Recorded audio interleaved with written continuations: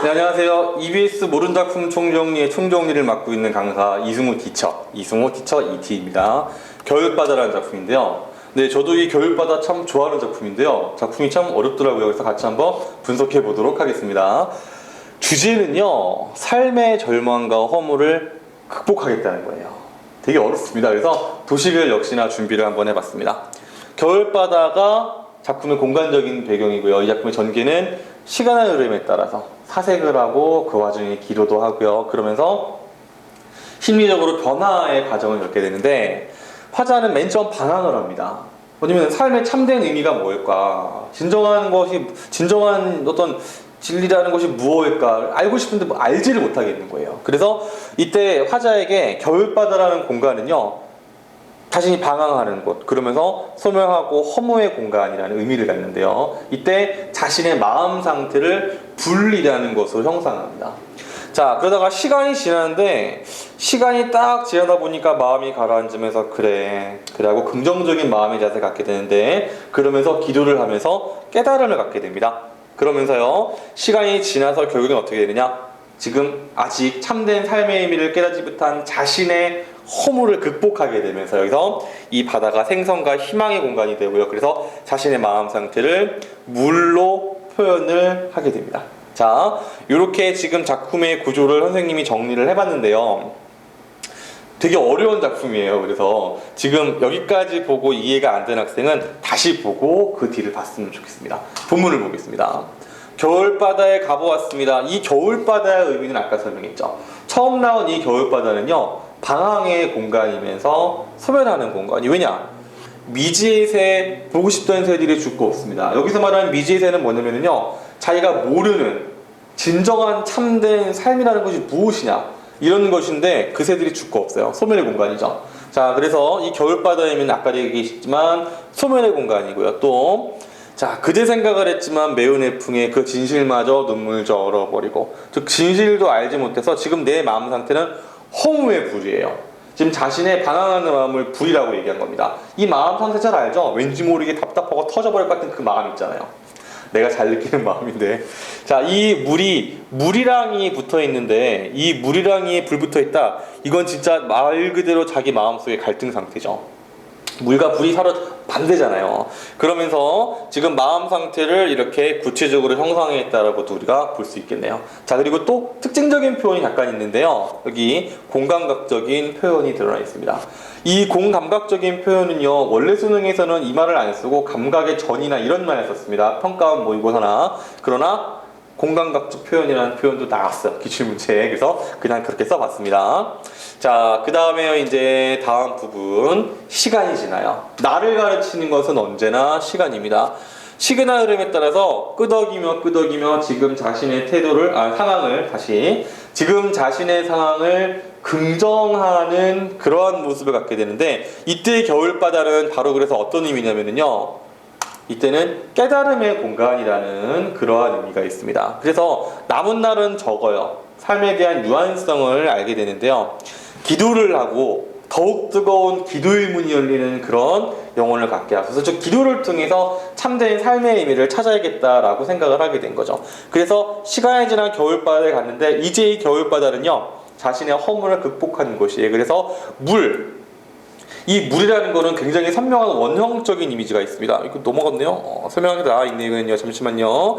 이 물이 수심 속에 기둥을 이뤘다고 했는데, 이 물의 원형적인 이미지가 바로 생명이에요. 아까 맨 처음 올라가 보면은 여기 지금 물과 불이 붙어 있잖아요. 지금 이 물과 불을 원형적인 이미지로 대립구도를 만든 거예요. 지금 자신의 마음 상태, 허무한 죽음의 상태를 불이라고 하고, 그리고 이 원형적인 생명의 이미지, 이거를 함께 제시해서 어떤 격정적인 자신의 마음의 상태를 표현했다면은, 결국에는 자신의 깨달음 끝에 자신의 마음이, 자, 인생의 의미, 참된 의미를 알지 못해 지금은요. 하지만 차차 알아가겠지, 참자라는 이런 물의 이미지로 바꾸면서 이 겨울바다는 생명의 공간으로 탈바꿈하게 됩니다. 자, 그래서 아까 설명했던 것 중에 정리를 다시 할 것들을 보여주겠습니다. 남은 날은 적습니다.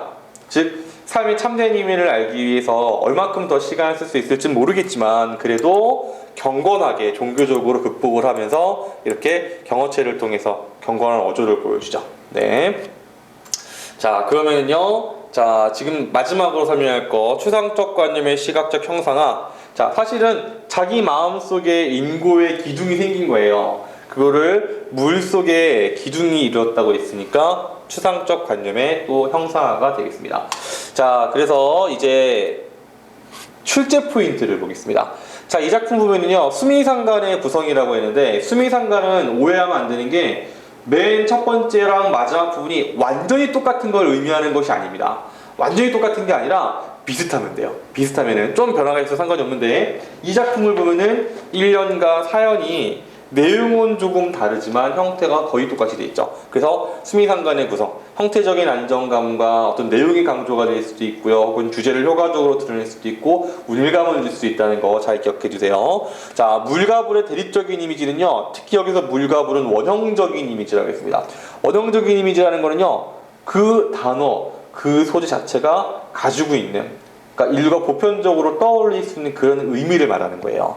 불은요, 불태워버리니까 이거는 죽음이고, 물은요, 물을 마셔야 사니까 생명이고, 이런 식인 겁니다.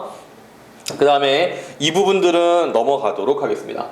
자, 그 다음에 바로 문제를 보는데요. 표현사의 특징으로 적절하지 않은 거 1번. 1번은 방금 전에도 설명했으니까 넘어갑시다. 2번도 마찬가지입니다.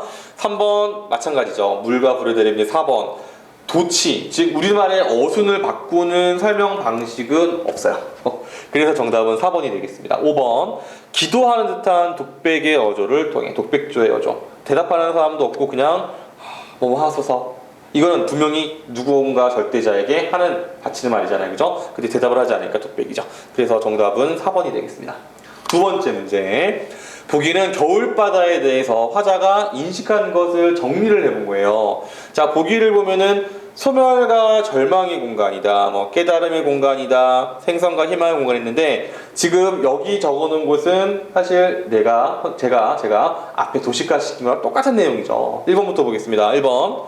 보고 싶던 새들이 죽고 없는 겨울바다는 즉 소멸과 절망의 공간이다. 아주 적절한 설명이네요. 2번. 화자는 사색을 통해서 겨울바다에 대해 가에서 나와 같이 인식을 전하는 거구나.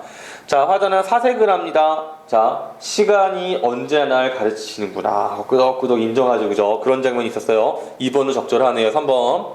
화자는 시간의 의미를 반추하며 지나온 삶의 굴곡을 수긍하면서, 그죠? 끄덕끄덕 했으니까 사실은 2번, 3번은 비슷한 선택지예요. 4번 보겠습니다. 화자는 나에서 자연과의 동화를 통해서 다와 같이 인식을 하는구나. 나, 깨달음의 공간, 이거 자연과의 동화 아니죠. 자연과의 동화가 아니라 시간의 흐름에 따른 사색, 그리고 기도에 의한 것이죠. 정답은 그래서 4번이 되겠습니다. 5번. 깨달음을 얻고 새로운 삶의 의지를 갖게 된 화자에게 겨울바다는 생선과 희망의 공간이 되겠죠. 그래서 정답은 4번이고요.